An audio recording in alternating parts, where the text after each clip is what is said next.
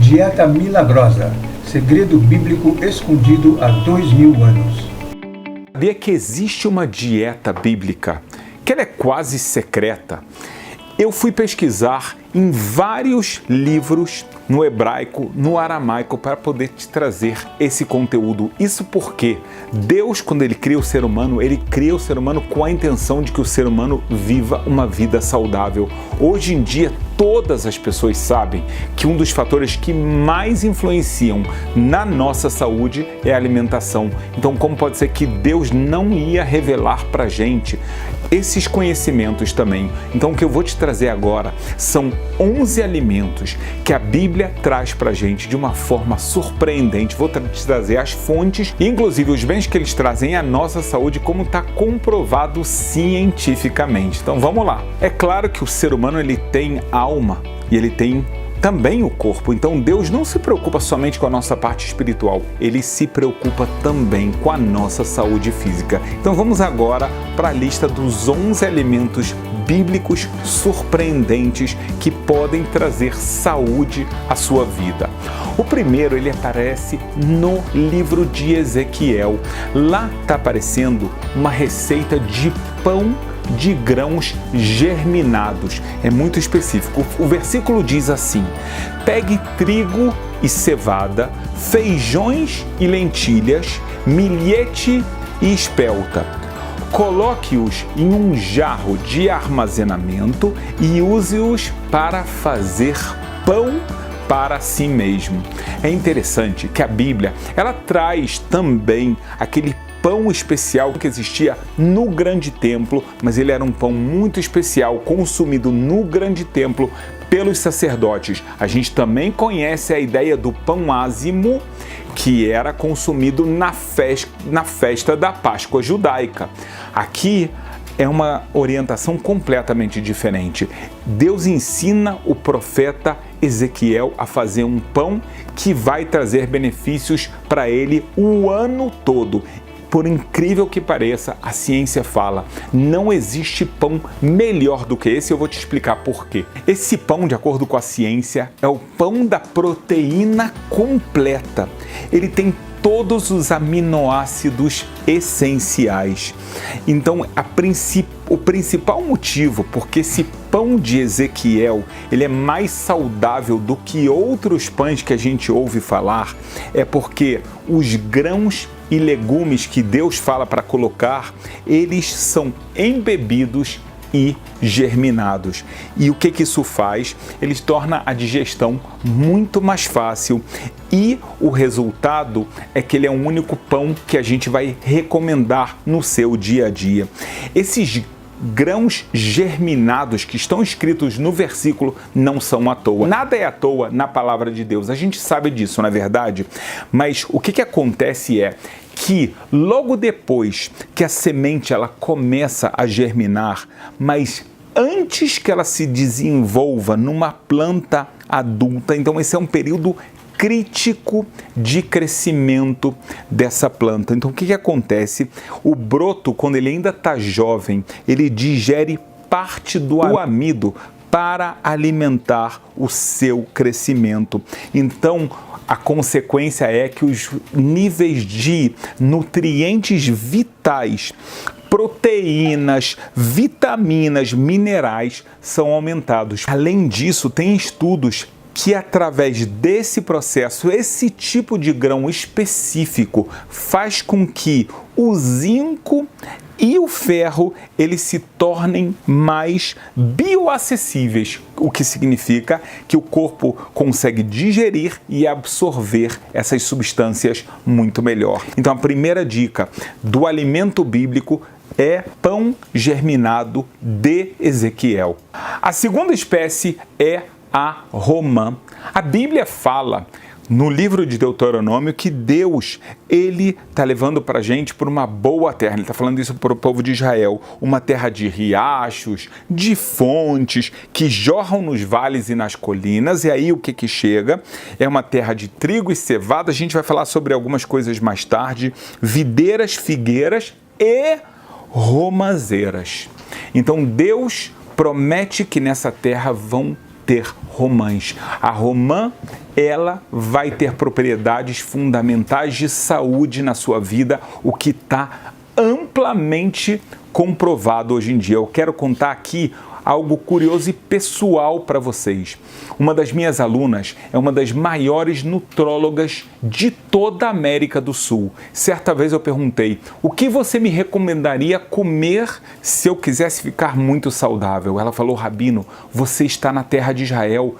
Coma romã, faça suco de romã, porque você não imagina a bênção que isso vai ser na sua vida, a saúde que você vai ter. E saibam que eu sigo esse conselho. O que a ciência fala pra gente sobre a romã? Então, as romãs, elas contêm substâncias anti-inflamatórias, antioxidantes, anti-obesidade. Quantas pessoas não estão buscando isso? E antitumorais, ou seja, é na verdade uma vitamina fantástica para o corpo. Olha quanta coisa boa a romã traz para o nosso corpo.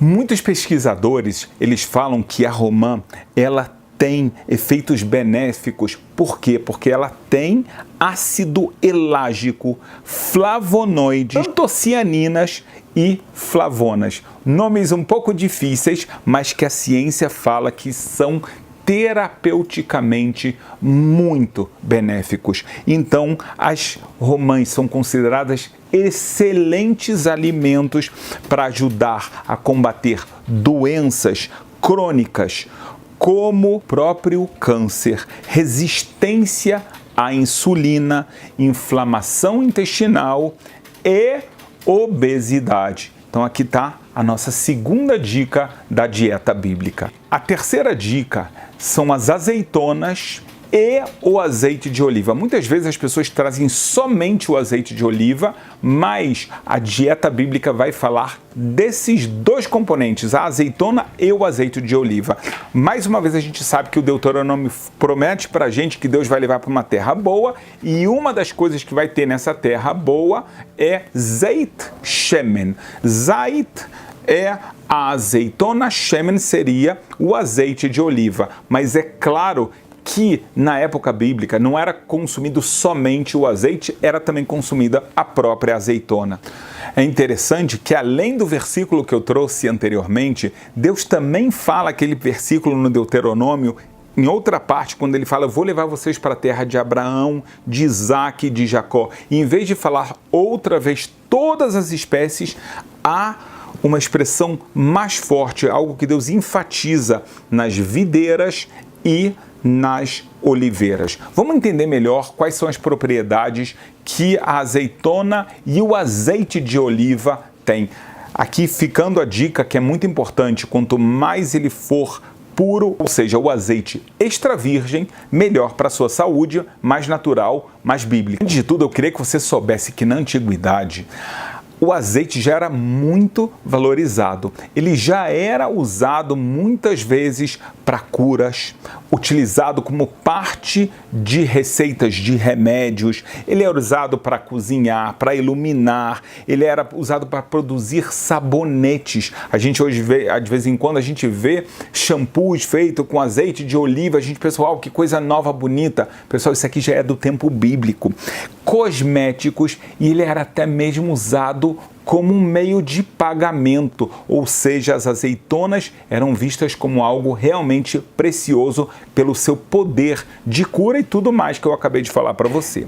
E algo muito curioso também, que o próprio Messias, o Mashiach, ele é chamado de quê? Ele é ungido. Se a gente pega a palavra Mashiach, é uma pessoa que passou por uma Meshihá, ele foi ungido. Ungido com o quê? Com um azeite especial. Também os utensílios do tabernáculo foram ungidos. Enfim, havia algo de considerado de tão sagrado no azeite de oliva. Então a gente está vendo propriedades espirituais aqui, mas é claro que ele tem propriedades físicas, materiais, muito benéficas para o nosso corpo, que eu vou te explicar agora. Já tem pesquisas que elas comprovam que o consumo de azeitonas e azeite de oliva, especialmente, como eu falei, o extra virgem, eles são benéficos para a saúde do coração, do cérebro, pele e articulações. Eles até foram associados à prevenção de câncer e diabetes. Então, é claro que essa reputação que o azeite de oliva tem, que as azeitonas têm, não é à toa que a gente vê repetidas vezes na Bíblia Deus alertando a gente para utilizar da bênção que Ele mesmo criou e nos deu. O quarto alimento que eu quero te trazer é o mel puro, é claro. A gente tem que tomar muito cuidado quando a gente está usando da dieta bíblica. A gente quer falar de alimentos no seu nível mais puro e natural que pode ser, como Deus criou o mundo, como Ele deu isso pra gente. Então, quando a gente fala de mel, especialmente a gente está falando do mel puro, mas antes é claro que eu quero falar para você, a gente tem um versículo muito famoso que Deus também fala que eu vou te levar para uma terra que emana leite e mel. Muitas pessoas, quando tratam do mel, falam, mas calma aí, será que o mel é tão saudável, ele é muito doce? É claro que tudo na vida tem que ser usado com moderação, mas o ser humano, por um lado, ele tem a necessidade de algo doce, é uma necessidade que muitas pessoas têm, e é claro que se a gente pensa na comparação do mel com o açúcar que a gente usa hoje em dia, o açúcar que ele é tão refinado e que tem tantas propriedades maléficas, o mel foi no passado e é no presente uma excelente opção de algo doce. O curioso é que até as palavras de Deus, os ensinamentos bíblicos, são comparados ao mel, como está escrito, Dvash vechalav tachat leshonecha, mel e leite embaixo da sua boca, ou seja, da mesma forma que o mel, ele é doce, ele é gostoso, ele é bom, ele é alimento, ele vai te deixar forte, assim também as palavras de Deus. É uma comparação incrível. A gente sabe que não existe nada mais sagrado do que a palavra de Deus, nada que faz melhor ao ser humano que isso. E a comparação é leite e mel, a terra que emana leite e mel. A gente mais tarde vai falar um pouco qual é esse leite, que leite a Bíblia fala de uma forma mais específica. O que a gente sabe hoje em dia sobre o mel quando a gente trata de ciência? O mel, ele tem propriedades antioxidantes, antifúngicas e antibacterianas. Então, o mel puro, ele é frequentemente chamado de ouro líquido. Ele é usado para fortalecer o sistema imunológico, aliviar a garganta, como muitas vezes nossas avós nos ensinaram, melhorar o tema da tosse, suavizar a pele seca e até mesmo auxiliar na cicatrização de feridas. Então aqui uma das dicas que a Bíblia vai dar para a gente, naquela época não existia essa produção de açúcar, é mudar do açúcar para o mel. É claro que qualquer pessoa sabe e ele tem que consultar um profissional de nutrição para entender quais os níveis de mel que vale a pena ele colocar na sua dieta. Mas a gente tem que saber, um alimento abençoado por Deus, se ele vem da forma pura, ele vai fazer bem ao nosso corpo. A gente chega agora no quinto alimento, que é o leite de cabra. O leite de cabra, além de que a gente trouxe o versículo que fala terra que emana leite e mel, trouxemos também aquela alusão quando a gente falou do mel, da palavra de Deus, então o leite também entra, eu não vou repetir aquilo que a gente falou no quarto alimento. A gente também tem no livro de Provérbios uma passagem muito interessante, porque está escrito assim, pensa, o livro de Provérbios foi escrito pelo rei Salomão, o mais sábio de todos os homens. Os cordeiros servirão para a sua vestimenta e os bodes darão o preço de um campo. Haverá leite de cabra suficiente para o seu alimento, para o alimento da sua casa e sustento para as suas servas. Então, o leite aqui, ele é visto como algo que vai trazer sustento para o seu corpo, as suas servas, então é algo que vai trazer uma bênção muito grande. Nós sabemos que o leite, especialmente o leite de cabra, ele está repleto de vitaminas e minerais e eles contribuem para o fluxo saudável de fluidos dentários e ajudam a manter dentes fortes.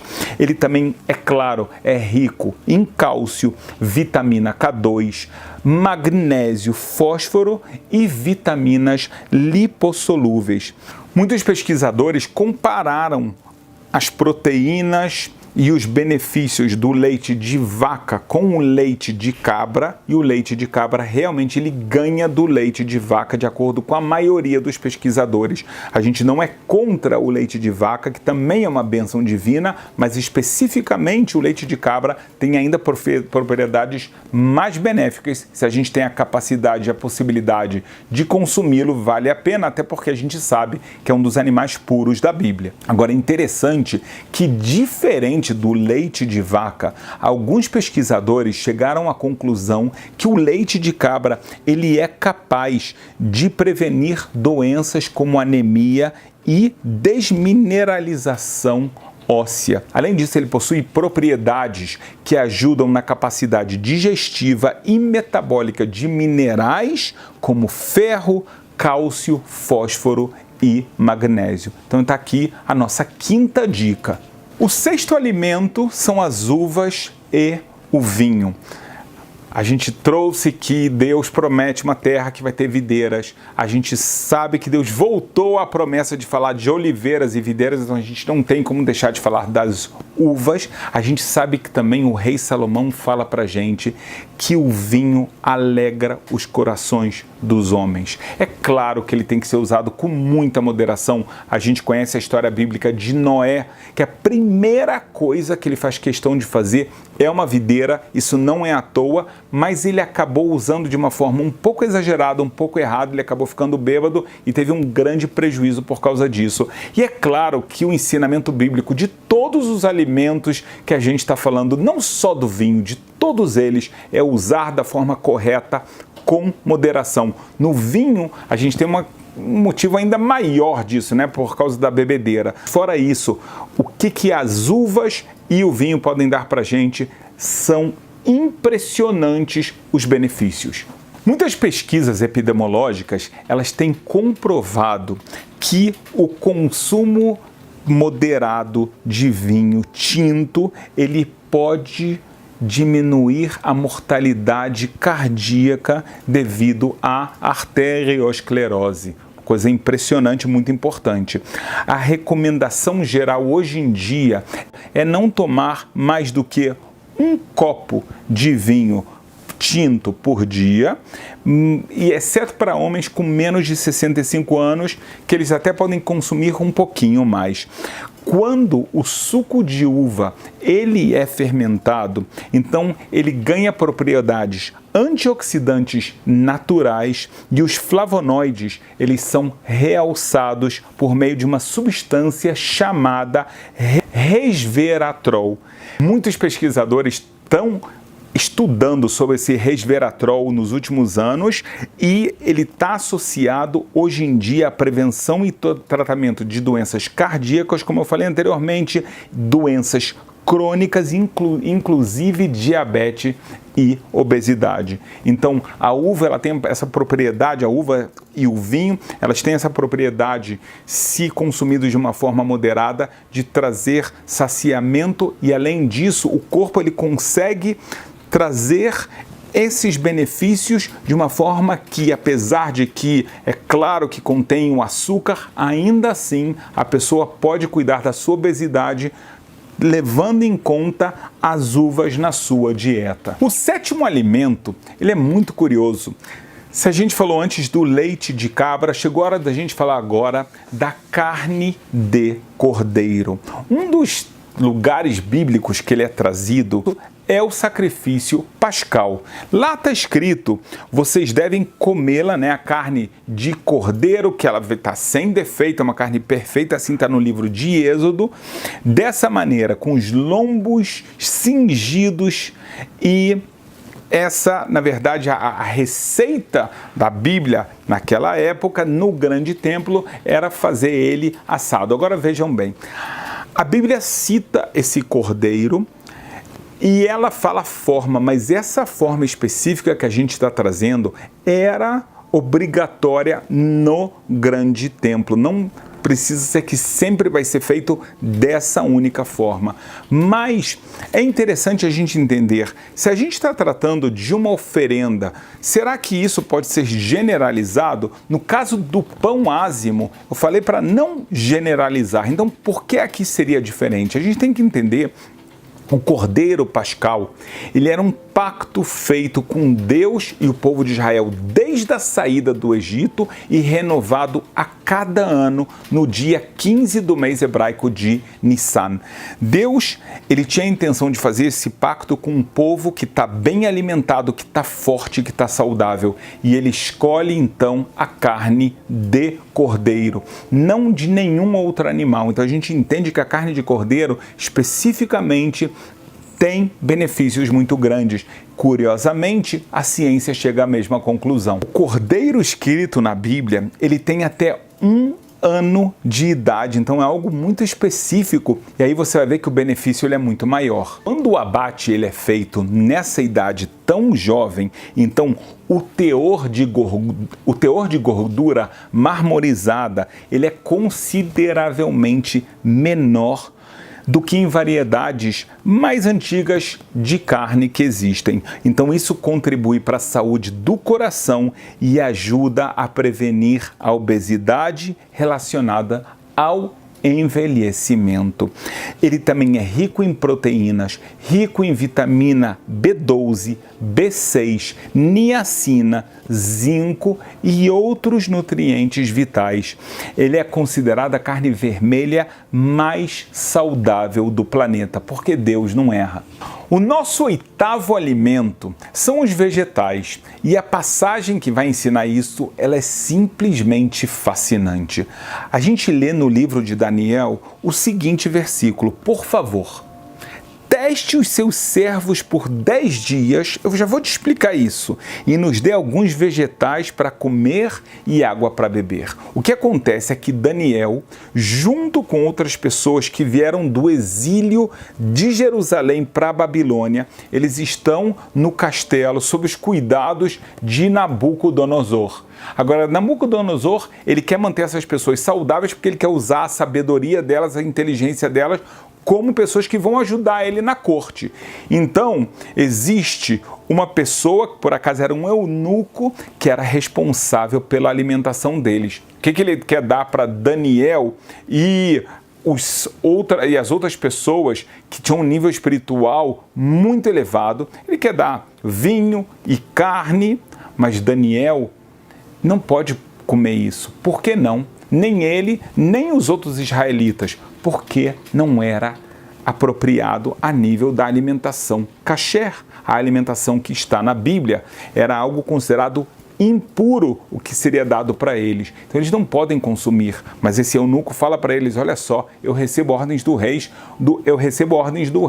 vocês têm que estar saudáveis. Daniel fala: eu tenho uma forma de garantir que a gente vai estar saudável. Você até pode comparar, você vai fazer o seguinte: você vai pegar um grupo de pessoas que você vai dar para elas dessa comida que você quer dar, mas nós, judeus, nós israelitas, nós vamos viver desses vegetais. Ao fim de 7 dias, vamos ver qual vai ser o resultado. É interessante, hoje em dia a gente sabe que muitas universidades, muitos centros de pesquisa fazem exatamente isso, pegam 2 grupos de população, para um dão um tipo de alimento, para outro dão outros tipos de alimento, e assim eles fazem um estudo. A gente vê que Daniel já teve essa ideia anteriormente. E quais foram os resultados? O que você pensa? Ao fim de 10 dias, diz o versículo, pareceram os seus semblantes melhores. Eles estavam mais gordos do que todos os jovens que comiam porção do manjar do rei.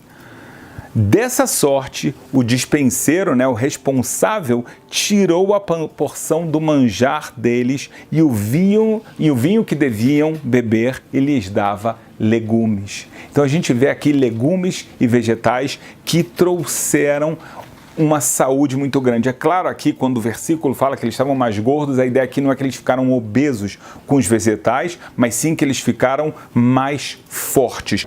Mas é claro que a ciência, ela concorda completamente com a dieta de Daniel, não é verdade?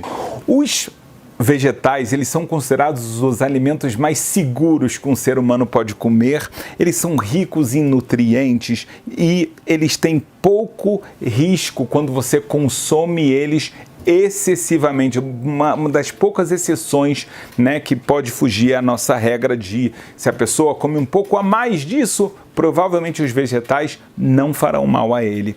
Eles são eficazes na cura. De acordo com o Instituto Nacional de Câncer dos Estados Unidos, os vegetais crucíferos como couve-flor, couve, brócoli e rabanetes, eles podem ajudar a prevenir o câncer porque eles são ricos em glicosinolatos, que eles estão muito em enxofre. Isso pode trazer a saúde para o ser humano.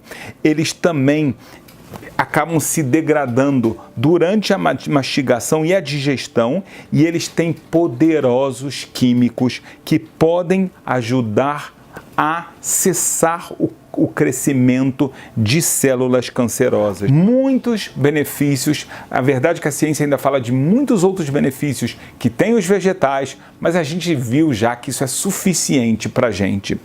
Nós chegamos agora no 9º alimento e nós vamos citar aqui feijão e lentilhas. Nós temos uma passagem muito curiosa que ela aparece no livro de Samuel, quando está escrito que também trouxeram trigo e cevada, farinha e grãos torrados, feijão e lentilhas. Quando nós lemos a Bíblia, nós sabemos que feijão e lentilhas foram servidos muitas vezes. Interessante o caso que a gente lembra que Jacó, ele serve a Esaú lentilhas. Esse prato de lentilhas, Jacó tinha preparado para ele mesmo, só que quando Esaú vem do campo e ele está faminto, ele pede para o irmão dele: me dá esse prato, eu quero devorar esse prato. Ou seja, Jacó estava preparando lentilhas para o seu próprio consumo, ele acaba dando. Então a gente vê que Jacó já sabia disso, Esaú acabou pegando carona no prato, no cozido de lentilhas de Jacó. Mas então quer dizer que era algo que era muito conhecido e era utilizado. Agora você viu, não é nada novo. A gente está falando de Jacó, o terceiro dos patriarcas. Também a dieta vegetariana de Daniel explicitamente fala que ela continha lentilhas. Então a gente sabe que era um alimento amplamente conhecido e consumido. Os legumes, eles são ricos em folato, e isso é especialmente bom para mulheres grávidas. Eles são bons antioxidantes e possuem baixo teor de gorduras saturadas. Além disso, eles têm muitas proteínas e fibras, o que muitas vezes pode compensar a pessoa que não está comendo suficientemente carne e outros alimentos desse tipo. Existe uma recomendação de deixar os grãos, como o feijão, a lentilha, de molho durante pelo menos 6 horas para que depois o corpo possa absorver melhor os seus nutrientes e dessa forma a gente poder absorver a bênção que Deus colocou dentro deles muito melhor. 10º alimento da nossa lista são as nozes. Não somente nozes, você vai ver que eu vou citar algumas outras coisas um pouco parecidas, mas olha só que coisa interessante. Quando os filhos de Jacó, eles voltam para Jacó depois deles terem saído do Egito, eles estavam buscando José, nós sabemos disso, e eles acabam ficando sem Simão, porque José, que ninguém sabia naquela época que era o vice-rei do Egito, aprisionou Simão para testar os irmãos, e eles agora voltam para a terra de Canaã, voltam para a terra de Israel, para Jacó, e chega um momento que eles falam: pai, nós temos que voltar, Simão está lá, e a gente está sem provisões. Era uma época de fome, que só existia comida no Egito, para quem lembra da história. Então Jacó pensa: o que eu posso fazer para esse vice-rei não aprisionar mais filhos meus, para não trazer problemas, ainda mais agora que o meu filho menor que me sobrou de Raquel, Benjamim, vai junto com eles. Então a estratégia de Jacó é levar comidas especiais da terra de Israel. Então ele fala para eles: levem nas suas sacolas alguns dos melhores produtos da terra como presente para o homem. Um pouco de bálsamo e um pouco de mel, que a gente já falou anteriormente, goma aromática e mirra, nozes e amêndoas. Então Jacó, ele fala: se você quer levar uma coisa muito boa para uma pessoa, pense em nozes e amêndoas e outros alimentos dessa mesma família.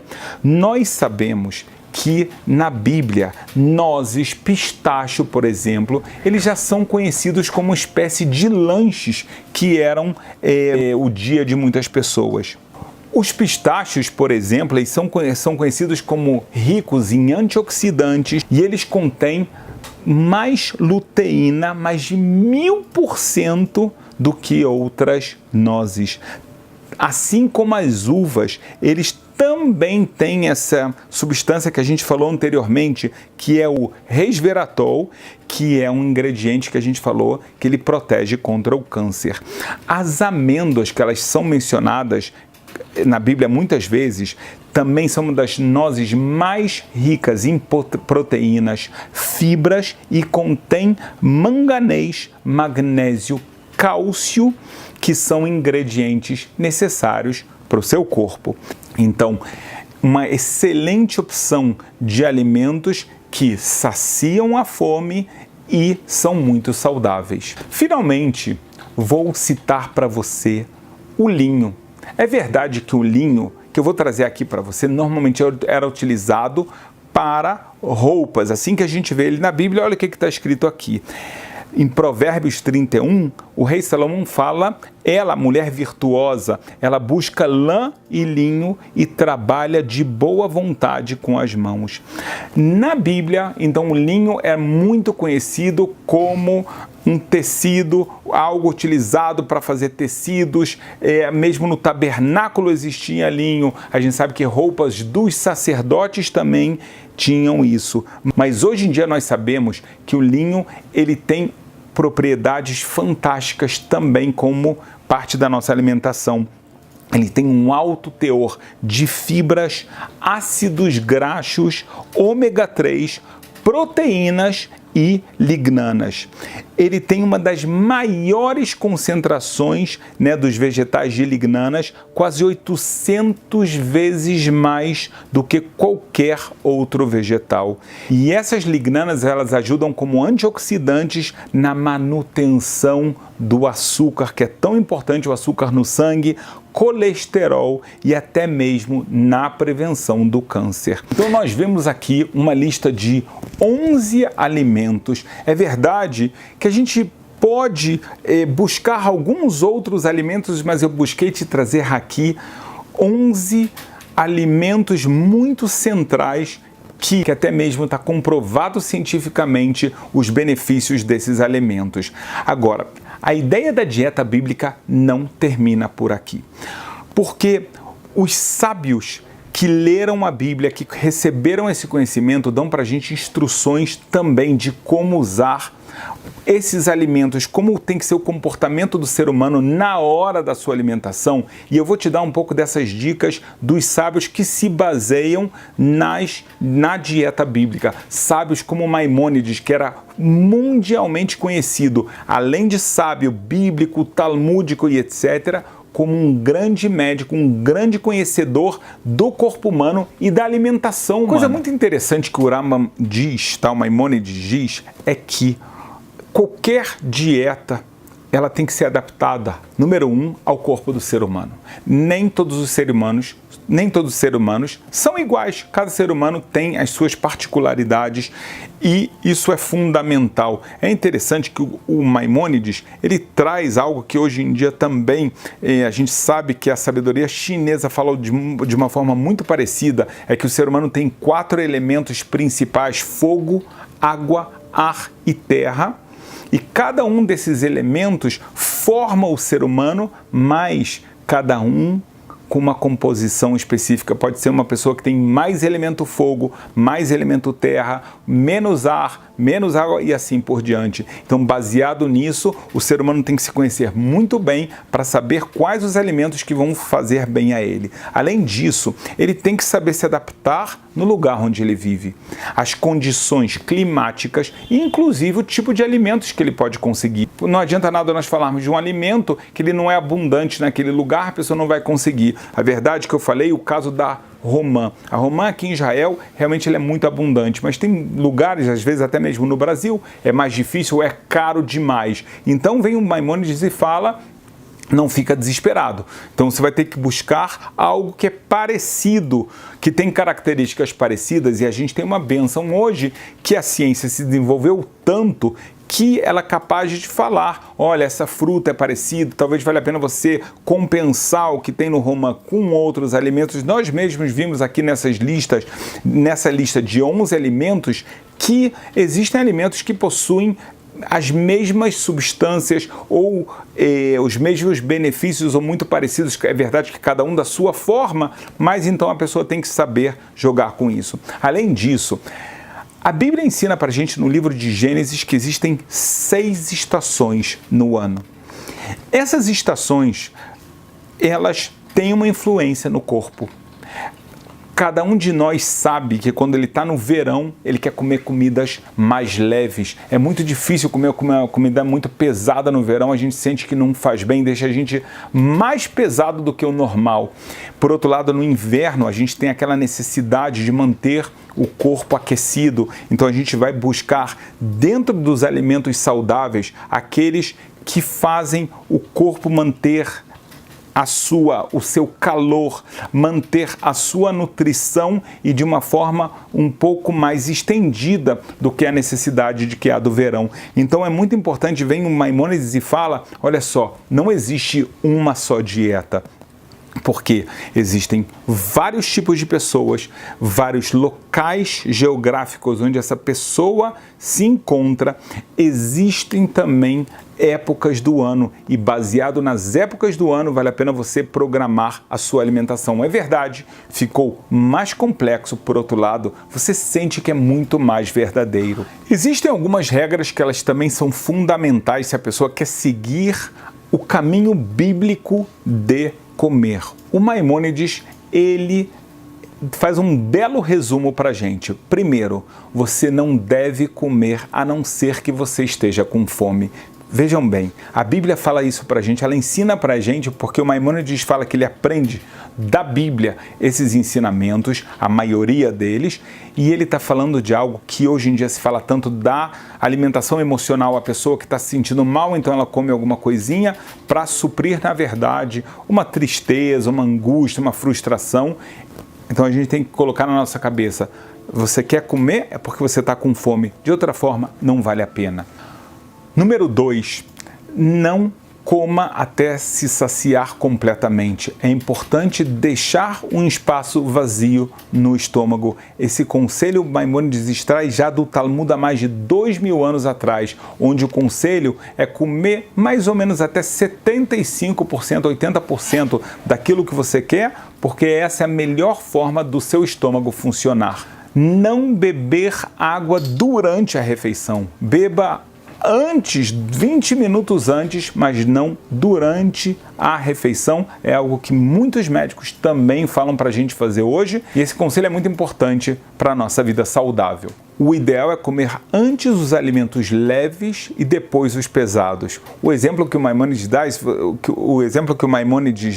é que se você tem carne de ave, de frango e depois carne vermelha, é melhor antes a carne de frango, que ela é mais leve, depois a vermelha. Mesma coisa, ovos e só depois comidas mais pesadas. A gente sabe que hoje em dia muitas vezes se tem a entrada de salada mais leve, depois coisas um pouco mais pesadas. Então a forma do corpo ir se adaptando à alimentação de uma forma mais gradativa e melhor para ele. Algo muito curioso é que o Maimônides diz que a pessoa deve comer quando ela está limpa.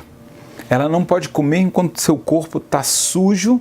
Ele fala que isso tem uma influência na alimentação. Então, não obrigatoriamente a pessoa precisa tomar um banho, mas além da higiene normal que nós sabemos de lavar as mãos, às vezes vale a pena lavar o rosto, a pessoa se sentir um pouco melhor e só depois disso é que ela vai fazer a refeição dela. Um ponto importantíssimo é não comer de pé, e sim sentado. Fazer a refeição de uma forma respeitosa, respeitando também o seu corpo e a necessidade de alimentação. Às vezes as pessoas hoje em dia fazem dois erros enormes. O primeiro erro, elas pegam coisas e vão comendo na rua, no caminho, vão tentando se alimentar assim e o corpo não absorve da forma correta. O segundo erro, ele ainda é pior. É quando a pessoa come vendo TV, come em frente à televisão e muitas vezes ela pode ter um ótimo prato de comida, muito grande até, ela consome ele praticamente todo e de repente ela dá uma olhada e fala, ih, acabou, ela nem sentiu que ela comeu. Ou seja, muitas vezes essa distração faz o corpo nem perceber que ele se alimentou e agora a pessoa quer tentar compensar isso e comer mais uma vez como se ela tivesse com fome e ela não está. Se a pessoa tivesse a refeição normal, sentada, ela não teria essa sensação. E é por isso que nos tempos bíblicos as pessoas tinham tempo de refeição, mas ainda normalmente era feito sentado com a família junto, era um momento familiar, então as pessoas degustavam, comiam juntas, não estavam em pé, não estavam andando de um lado para o outro, e é claro que não estavam distraídas com celulares, com programas na TV e assim por diante. É claro que tecnicamente não tinha, mas era muito claro que existia o horário da refeição, como também nós conhecemos esse horário da refeição no dia sagrado do Shabat, quando a obrigação é fazer a refeição de uma forma festiva, a família junto com os amigos, e dessa forma está concentrado agora no momento da comida e não em outras coisas. É muito importante você saber que aqui estão alguns conselhos da dieta bíblica, mas isso não pode ser feito sem o seu médico, sem o seu nutricionista, sem a pessoa que está acompanhando você, conhece suas necessidades específicas, o lugar onde você vive e assim por diante. Isso é fundamental que você saiba, ou seja, que não tem nenhuma recomendação, faça exatamente isso e você esqueceu de tudo que a ciência já sabe e mais do que o seu médico conhece sobre você. Mas sem dúvida a gente vê a bondade de Deus que cuida da nossa alma e cuida do nosso corpo.